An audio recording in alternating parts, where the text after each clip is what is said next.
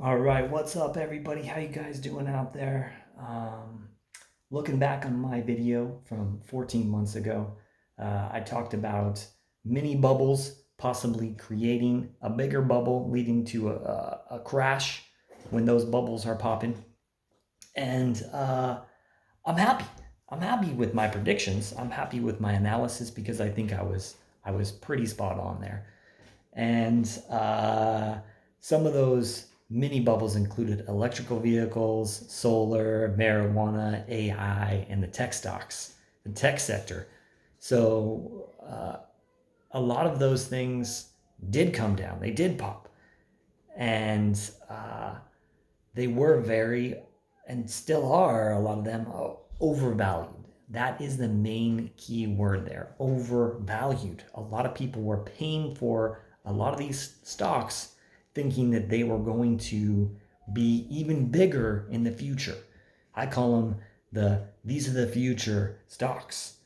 And now we're here today and we're seeing that a lot of these companies still aren't profitable, still have large amounts of debt. And really, some of these companies aren't that good. They were not worth the money that people paid for them. And that is really coming to light like it always does when there's a bubble about something. So, how did this happen? Why did this happen? And you have to really examine what was going on and what the feeling was of all that. You had these stocks that were really, really hyped up. All kinds of forums, Reddit. You had all these YouTubers out there pumping it, and you see the stock just climbing. And it's that momentum and that hype that will grab other people, especially newer investors, and it'll grab them and say, "Oh man, I gotta do it. I gotta buy these stocks. Look at them; they just keep going up. Like I'm gonna get rich. I'm gonna get super rich off these stocks." And a lot of people bought into that. Um, a big part of that is the FOMO, fear of missing out.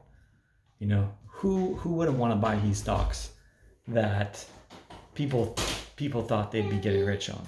Yes, Colton? You're hungry? Okay. All right. I'll give you some food. Hold on, okay? So, uh, the FOMO will get you. The FOMO will get you. And it got a lot of people right now. I can tell you some of these people are down 60, 80%, and they're getting killed out there. There is blood in the streets right now. They bought in these overvalued stocks. And this is what we're seeing. A big question is that people are asking, like, is this the time to buy now? Is this the time? You see some of these stocks going back to the levels they were pre-hype, and it's you really look at it and say, damn, like now it's a good deal. And for me, my opinion is that I still probably won't buy these stocks. I might buy a small amount of some of these, take little chunks of very limited, but they still are very risky companies. They still haven't proven themselves. Many of them have lots of debt. They still aren't turning positive cash flow. They're not making profits.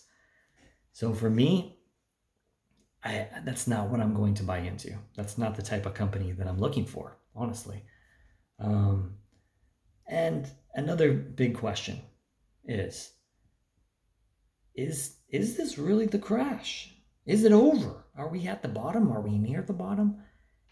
And really, we don't know. Like, this could be it for some of these stocks. Like I said, they're getting to that point where it's like, wow, they were this price 3 years ago.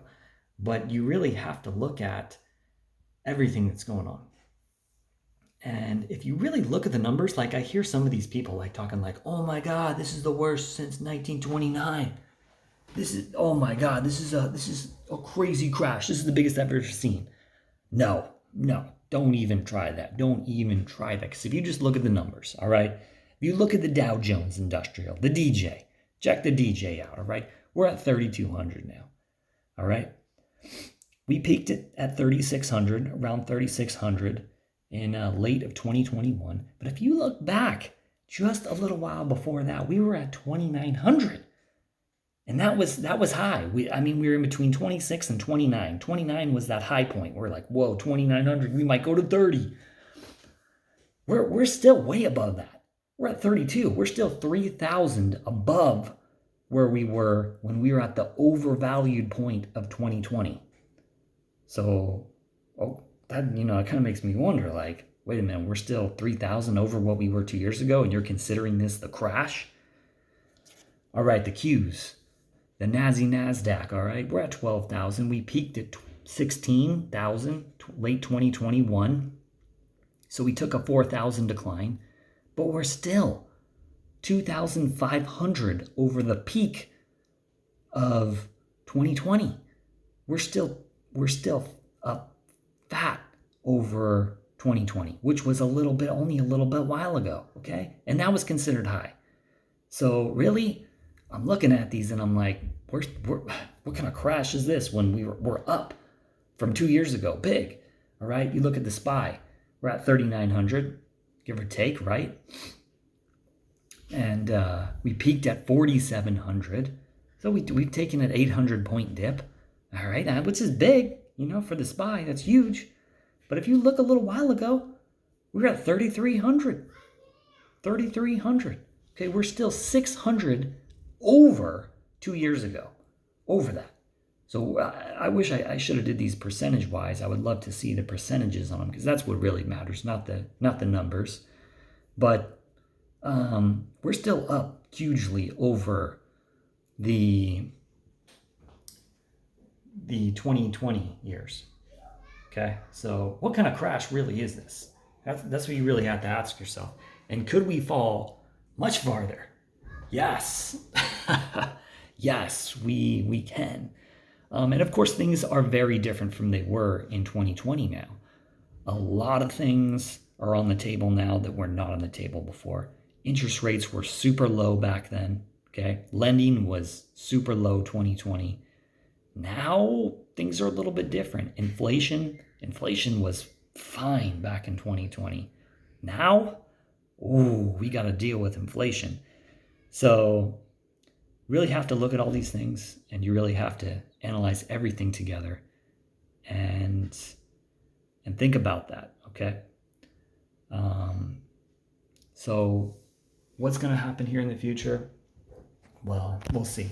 But that is my take for today.